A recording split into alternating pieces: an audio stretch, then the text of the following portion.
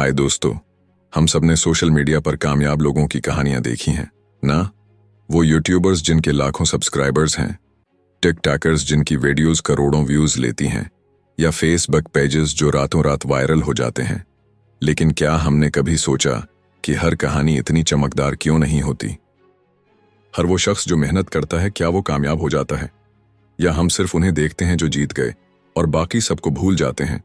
आसी को कहते हैं सर्वाइवरशिप बायस, यानी हम सिर्फ कामयाब लोगों की कहानियों पर फोकस करते हैं और वो हजारों लोग जो हार गए उन्हें कोई याद नहीं रखता। तसव्वुर करो, एक लड़का जो अपना बिजनेस शुरू करने के लिए सब कुछ छोड़ देता है लेकिन आज कर्जों में डूबा हुआ है। एक लड़की जो रातों रात यूट्यूब वीडियोस बनाती है लेकिन उसके व्यूज बस 5 से आगे नहीं बढ़ते।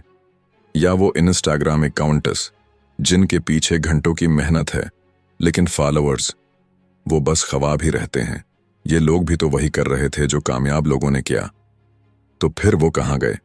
वो एक खामोश कब्रिस्तान में दफन है, ख्वाबों के कब्रिस्तान में जहां नाकामी की कहानियां छिपी हैं। अब सवाल ये है, हमें क्या करना चाहिए? पहला, कामयाब लोगों से सीखो, लेकिन इंधा यकीन मत करो। उनकी कहानी बस एक जाविया है, सच कहीं और छिपा है। दूसरा, नाकाम लोगों की तरफ भी देखो, उनकी खामोशी में वो सबक हैं जो कामयाबी के शोर में नहीं मिलते। वो तुम्हें बताएंगे कि क्या नहीं करना। और तीसरा, अपना रास्ता खुद बनाओ। सोशल मीडिया के हेरोज से मुतासिर होना ठीक है, लेकिन अपने फैसले उनकी चमक देखकर मत करो।